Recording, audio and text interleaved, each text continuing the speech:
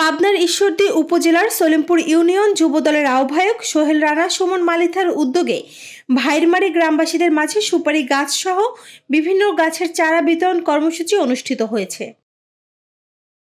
শনিবার বিকেলে ভাইরমারি গ্রামের সলিমপুর ইউনিয়নের ৮ নং ওয়ার্ড যুবদল কর্তৃক আয়োজিত এই বৃক্ষরোপণ ও চারা বিতরণ কর্মসূচি অনুষ্ঠিত হয়।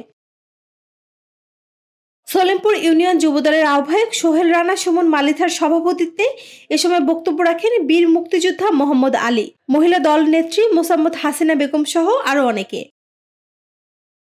অনুষ্ঠানে সুমন মালিথা জানান, চারা বিতরণ কর্মসূচি বিএনপির প্রতীকী ঘোষণা। বিএনপি যেমন রাজপথে গণতন্ত্র রক্ষার লড়াই চালিয়ে যাচ্ছে, তেমনি আগামী প্রজন্মের জন্য সবুজ বাংলাদেশ গড়তে কাজ করে যাচ্ছে।